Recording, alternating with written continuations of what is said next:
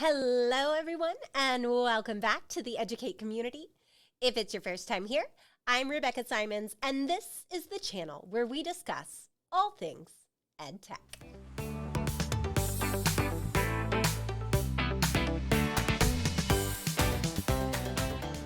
In part one of this series, we explored why FigJam is worth adding to your EdTech toolkit and how to start using it. Today's episode is all about taking FigJam to the next level. We'll be talking about widgets, plugins, some of my favorite templates, and 10 tips and tricks to make FigJam work even harder for you. Finally, we're also going to be tackling digital classroom management, highlighting features in FigJam to help you with organization, accountability, and ideas for building a responsible use culture. All the topics are timestamped below, so feel free to jump around to whatever interests you the most. Whether you're looking to enhance your teaching toolkit or find new ways to foster collaboration in your classroom, you're in the right place. So let's jump in and see what FigJam can do for us. Let's kick things off by talking about widgets. Widgets are essentially mini apps that live right on your FigJam canvas. And while they're not essential to getting started with FigJam, they can add a rich layer of interaction and fun to your lessons. Some of my favorite widgets are perfect for community building in your classroom. For example, the photo booth widget lets your students take a Polaroid picture of themselves and add it to the canvas.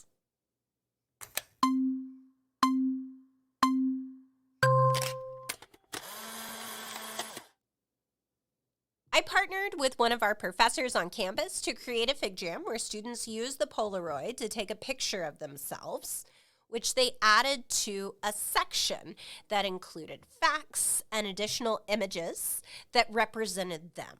It was an amazing way for everyone to not only learn about each other, but it started building community from the very first class period while teaching them how to use FigJam. Another fun widget to build community is the voice memo. I've seen this used to have students record their name on the very first day of school so you have an accurate pronunciation. Rebecca Simons. Beyond that, it's a fantastic tool for leaving personalized voice feedback on assignments. The next widgets are enough to make any teacher cheer: dice and coin flip widgets. No more runaway dice or coins in your classroom. Now, traditionally, you might think of using these in a math class, but there are all sorts of creative ways that you could use these. Widgets like the spinner or whose turn is it are a great way to transform how you manage class participation. Not only do tools like this promote equity by giving everybody an equal chance to contribute, but it's also an easy way to promote accountability because there's always the chance that it could be you who's called on to share your thinking. These widgets are going to pull the names of everyone who is currently in the file, but this widget spinner has the ability to create a customized list, so you wouldn't necessarily have to have your students in the jam with you. There's also a Teams widget, which is perfect for quickly dividing your students up into random groups. As you can see, I'm the only one listed. That's because I'm the only person currently in the jam. So this widget works best if you have all of your students in the file and you're wanting to quickly randomize groupings. Want to empower student voice and engagement? Then use widgets like polls, simple vote, and alignment scales to capture real-time feedback and opinions. Features that I really love about alignment scale are that you can keep results hidden while students are voting. You also have the option to keep votes anonymous. Similarly, in Simple Vote, you can also keep vote secret and anonymous. And of course, we can't forget the fun game widgets like Connect 4, Rock, Paper, Scissors, and Tic-Tac-Toe. Next are plugins. While I haven't dived into plugins quite as much, there are a couple that are definitely worth exploring. Plugins like Unsplash allow you to search for high-quality copyright images right from within FigJam. You can then use the customization features to quickly bring some polish to the look of your image. The stamp counter will quickly tally the number of different stamps that were used in your canvas. This is useful if you're having students use stamps to represent something specific, such as, I also love this, or I need more convincing. The section list makes it easy to jump directly to different sections on your canvas. When you click Run, the plugin will generate a clickable list of sections. Simply click on a section, and it will take you straight there. Once you've made your selection, the window disappears until you run it again. Next, let's talk about templates. FigJam has over 300 ready-made templates, which can quickly be customized to meet whatever your needs are. Each template also includes a brief guide on how to use any included features. Honestly, I've learned a lot about how to use FigJam and what's possible simply by opening up the templates and exploring the tutorials. Some of my favorites include the Think Wonder chart, Think Pair Share, and the KWL chart.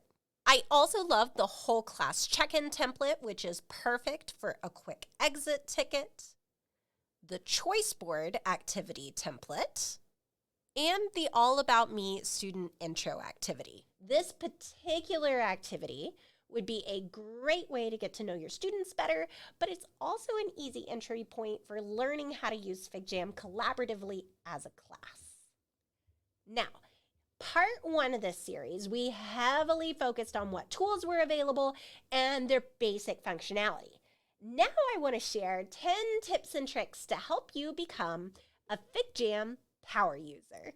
Tip number 1, create multiple sections fast using Control-D. Sections in FigJam function much like a page in Google Slides or Jamboard. They're a great way to keep your content organized and give each student an individual workspace. Start by making your first section and giving it a title.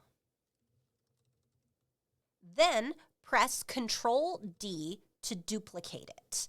If you've added a number, FigJam will automatically continue this numerical sequence.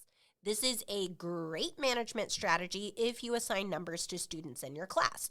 This way, student 1 always knows where their workspace is. I like setting student spaces up in grids, and usually I won't go more than about 5 students wide so I can still easily see the content when I'm zoomed out. After you have your first row set, click and drag to select all of the sections, then press Control-D to duplicate. As you can see, it's still continued that numbering system we've already set up. Drag until you have your desired spacing, then press Control-D again, and FigJam is automatically going to continue to space out your rows, and before you know it, you have 30 student workspaces. Tip number 2, use sections instead of shapes as a background. Sections automatically group all the content placed within them. Want to shift your content? Simply click and drag the section and everything within it will move at once. If you're using a shape to define a space, it's easy to accidentally move it, and it becomes challenging to move elements within it, versus with a section, it acts as part of the background. Tip number 3, use Control-G to group. There are times when you want to keep a group of objects together, but you don't necessarily want to put them in a section. To do this, click and drag or hold down Shift to select multiple objects. Then press Control-G to group them. Once grouped, these objects will function as one unit. Tip number 4, share links to sections. Before I share this tip, I've got to give a shout out to Alice Keeler because I got this idea from her. Did you know that you can right-click on a section in FigJam and copy a direct link to that spot on your canvas? If you put that address into the URL bar, it will open the FigJam directly to that section. Take that to the next level by creating a section table of contents. If you've got your sections set up for different groups or different topics, maybe you're doing a station rotation, simply start by listing them in your table of contents. Then you're going to highlight and press CTRL+K or the link icon and paste the direct link to each section. When you click on your link, you'll jump straight to that area of the canvas. To streamline navigation even further, you could add a table of contents hyperlink at the top of each section. This would allow students to quickly return to the main list, then select another section, making it effortless for them to move around the canvas without having to worry so much about zooming or getting lost. Tip number 5, tidy up your canvas. A canvas filled with 30 student sticky notes can quickly become a little crazy, but you can immediately turn your canvas from this to this using the Tidy Up feature. Simply click and drag to select all of the elements you want to organize, then click on the grid icon. To add another layer of visual organization, click the Wrap in New Section icon to group your elements in a section. Another way to quickly tidy up your canvas is by using the alignment option. For example, maybe I want to make sure that my directions are perfectly in line with the left side of my section. Simply select the items you want to align, then click on the alignment tool and choose which type of alignment you want. For example, I could center my directions on this section, or I could left align them. Tip number 6, adjust spacing. If you've used the Tidy Up tool, or you have evenly distributed spacing, when you select a group of objects, pink lines will appear. These are your key to effortlessly perfecting your spacing. Simply click and drag the pink lines to adjust the spacing simultaneously between all your selected objects. Tip number 7, rearrange objects in a grid. Again, if you've used the Tidy Up tool, or you have evenly distributed spacing, in addition to the pink lines, you'll also notice pink dots. These dots allow you to easily rearrange the position of objects within a grid. Simply click and drag to rearrange. This is incredibly useful for quickly reorganizing ideas or grouping thoughts thematically. Tip number 8, reorder objects. Have you ever found yourself needing to adjust which element appears in front of another? For example, this washi tape was supposed to be on top of this section. Well, FigJam operates in layers, with the most recently added object appearing on top by default. To quickly change an object's layering, simply right-click on the element and click Bring to Front or Send to Back as needed. For an even faster adjustment, use the bracket keys on your keyboard. Tip number 9, enhance accountability with stamps. To promote accountability during student voting or feedback sessions, use stamps instead of stickers. While stickers have more variety, stamps have a unique feature. When you hover over one, you can see who added it. This feature is particularly useful in a classroom setting, allowing you to easily track who contributed what. Tip number 10, connect anything with arrows. In FigJam, you're not limited to just connecting shapes with arrows. You can link virtually anything. The benefit to using arrows to show connections is that if you move an object that's connected with an arrow, the arrow will adjust along with it. Just make sure the arrow is anchored to a blue dot on the object. Arrows are fantastic for visually mapping the flow of ideas. For example, you could link a sticky note like we have here with arrows to clearly show how one thought builds on another, making it easier for anyone who's viewing the file later to follow the flow of thought. Just like you spend time on classroom management for your physical classroom, it's equally important to think about how you're going to manage your digital classroom or your online learning space. Digital classroom management hinges on 3 big pillars: organization, accountability, and classroom culture. Just like organizing your physical classroom enhances your student success, a well-organized digital space is also crucial. Here are my top 4 strategies for staying organized in FigJam. Strategy number 1, use sections. Sections functionally transformed how I think about using FigJam. Not only do they help define your workspace and make it easier to navigate the canvas visually, but you can also use them to break a lesson up into chunks or assign individual and group work areas. Using color is another easy way to add a layer of visual organization. For example, if you're having groups complete a series of activities, each group's workspace could have a distinct color. Strategy number 2, lock down content. One of my favorite features in FigJam is the ability to lock content, essentially making it part of the background and preventing it from accidentally being moved. To lock content, right-click on the object you want to lock, then select Lock. Or you can use the keyboard shortcut CTRL+L. You can quickly unlock any element by clicking on the lock icon.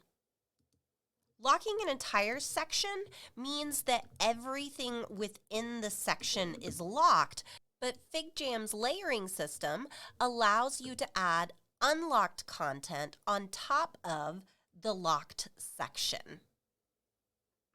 Strategy number 3, hide content. Hiding content can significantly reduce distractions, making it perfect for concealing part of a lesson or to help keep your students from feeling overwhelmed by a multi-part assignment. Simply click on the section and click the eye icon to hide it or to unhide it. Strategy number 4, use Spotlight Me to get everyone looking at the same content. One of the headaches with Google Slides or Jamboard was trying to get everybody in the same location. Without fail, halfway through the directions, somebody would say, "What slide are we on?" By clicking Spotlight Me, all participants will see your view of the file. It's like screen sharing on steroids. At the top, you can see how many people are following along, and in the spotlight, simply click on Stop at the top of your canvas. Here's what this view looks like from another account. As you can see at the top, it says Spotlight on Rebecca Simons, and if I no longer want to see the presenter's view, all I have to do is click Stop Following. And now, anytime we have students working together in a shared file, things have the potential to go sideways. Thankfully, FigJam has several features to help promote accountability. I personally find it useful to let students know up front about all of these features. First, let's talk about avatars. At the top of your file, you'll find an avatar for everyone who's currently in your file. Clicking on an avatar will take you directly to where this person is working. Not only can this help you quickly navigate to a student's workspace to provide support, but it also lets you keep a close eye on those friends who, shall we say, may need some extra monitoring. Next up, the zoom out feature is a game changer. It's one of the reasons I've come to love FigJam's Infinite Canvas. With just a quick zoom out, I can easily assess the progress of each student or each group. For example, if I notice that student number 6 hasn't gotten started on his work, I can quickly go over, chat with them, and see why they're having trouble getting started.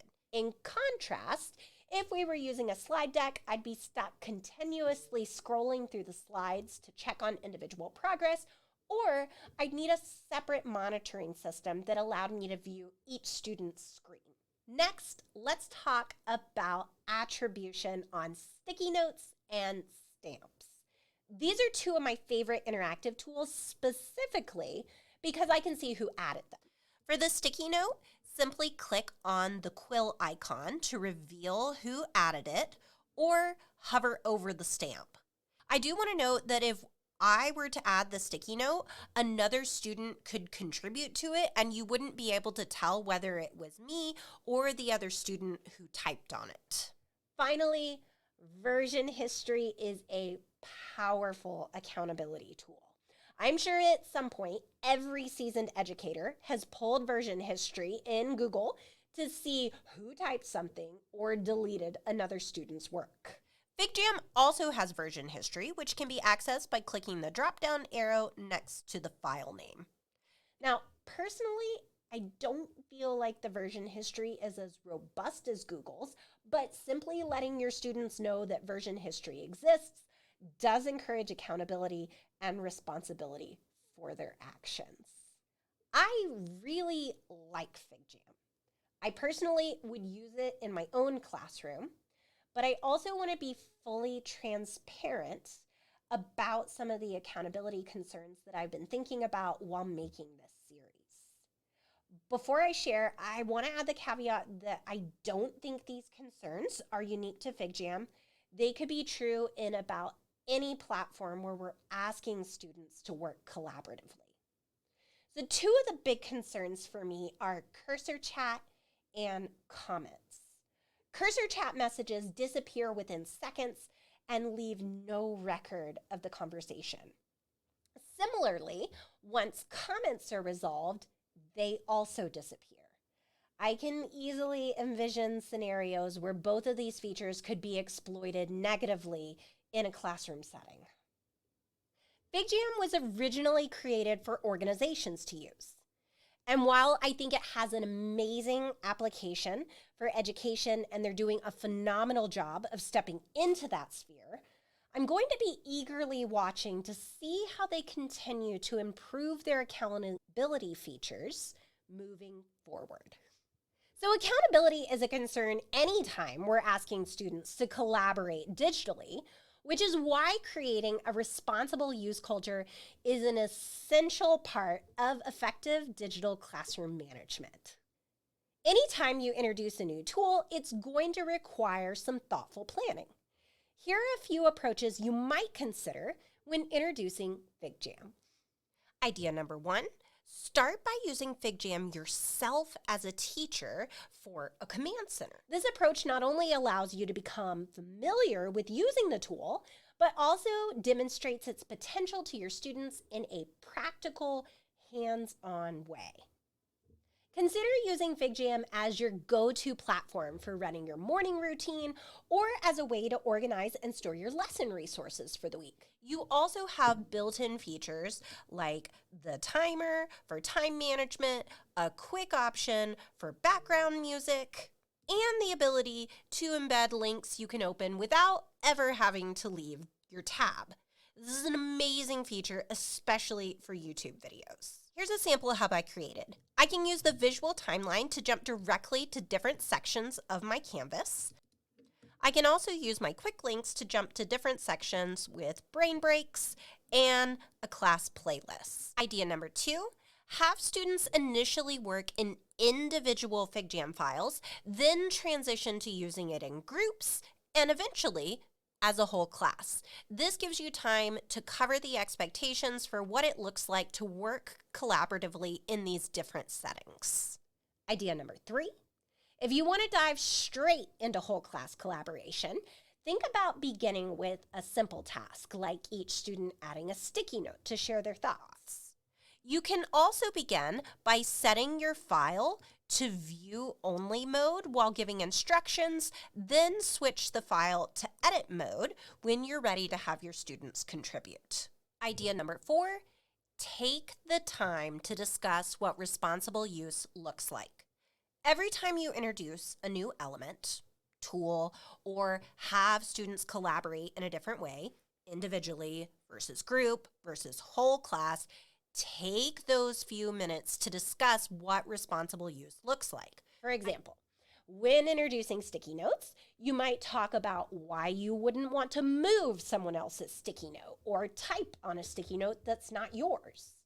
Another example might be talking about how even though everybody has the ability to unlock or delete something, why you wouldn't want to do that. Idea number 5, create a responsible use or community agreement. This idea originated from a webinar featuring Eric Hertz from CTRL+Achieve and David Curran from FigJam. Consider creating a responsible use or a community agreement before ever using FigJam with your class. This proactive approach empowers students to contribute their own ideas about how to use this platform and collectively establish the guidelines they're going to use for when they collaborate digitally. I'll link the webinar for those of you who are interested in watching the whole thing in the description below. But here are the basics. Begin by brainstorming ideas for the agreement. You could do this as the teacher or collectively as the class. Once you have a list of ideas, have students use the stamp tool to stamp each statement as their signature or agreement for how they will engage with others and behave in this space. I do want to make sure to give credit where credit is due. These 3 statements are the ones that were featured in the webinar with Eric Hertz and David Curran. I did not come up with them on my own. By involving our students in the creation of this type of agreement, not only are we actively creating that responsible use culture in our classroom, but we're also fostering a sense of student ownership for this space. And that wraps up part 2 of our FigJam series. If you like the content in this video, don't forget to give it a thumbs up, share, and subscribe for more EdTech tips and tutorials. If you have any questions, ideas, or experiences you'd like to share, drop them in the comments down below. I'd love to hear from you. And on that note, thank you for joining us at the Educate community today. I'll see you next time.